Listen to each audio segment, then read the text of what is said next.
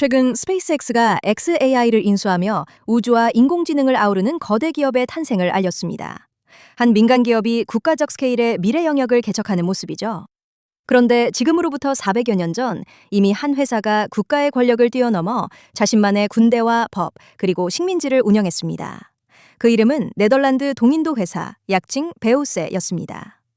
때는 17세기 초 유럽은 대항해 시대의 정점에 있었습니다. 동방의 향신료는 금과 같은 가치를 지녔고 이 시장은 포르투갈과 스페인이 사실상 독점하고 있었죠. 스페인으로부터 갓 독립한 신생국가 네덜란드는 이 황금 시장에 뛰어들었습니다. 하지만 수많은 네덜란드 상인들이 서로 과도하게 경쟁하면서 오히려 이익은 줄어들고 있었습니다. 이에 네덜란드 정부는 극단적인 해결책을 내놓습니다. 1602년 정부는 모든 경쟁무역 회사를 강제로 통합시켜 단 하나의 거대 독점 기업을 탄생시켰습니다. 이 회사는 단순한 무역 회사가 아니었습니다. 네덜란드 정부는 베오스에게 아시아 무역 독점권은 물론 군대를 보유하고 전쟁을 선포하며 조약을 체결하고 식민지를 건설할 권한까지 부여했습니다. 사실상 아시아에서는 네덜란드라는 국가를 대리하는, 아니 그 자체가 하나의 국가처럼 행동하는 존재가 된 것입니다. 베오스의 첫 번째 목표는 명확했습니다. 향신료의 핵심 산지인 향료 제도, 즉 오늘날의 인도네시아 말루쿠 제도에서 포르투갈 세력을 몰아내고 향신료 무역을 완벽히 장악하는 것이었죠. 그리고 그들은 목적을 위해 수단을 가리지 않았습니다.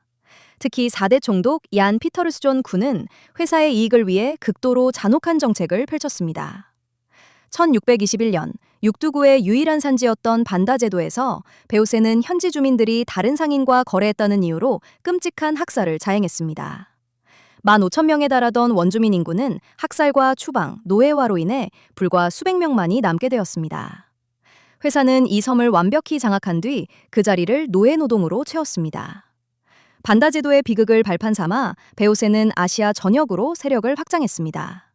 오늘날의 자카르타에 바타비아라는 총독부를 세우고 남아프리카부터 일본까지 거대한 해상 제국을 건설했습니다.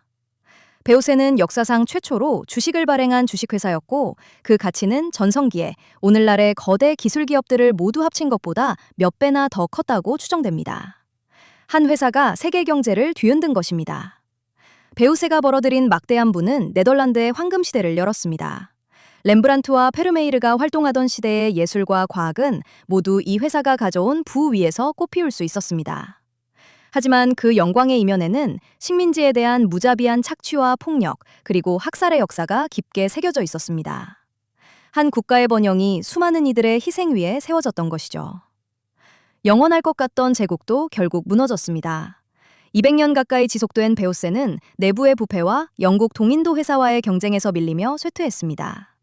결국 1799년 회사는 공식적으로 해체되었고 그 모든 자산과 식민지는 네덜란드 국가에 귀속되며 기업이 지배하던 시대는 막을 내렸습니다.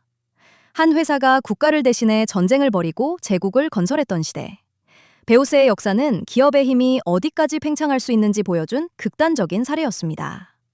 오늘날 국경을 넘어 막강한 영향력을 행사하는 거대 기업들을 보며 우리는 400년 전 역사를 다시 떠올리게 됩니다. 힘의 본질과 그 책임에 대한 질문은 시대를 넘어 여전히 우리에게 유효합니다.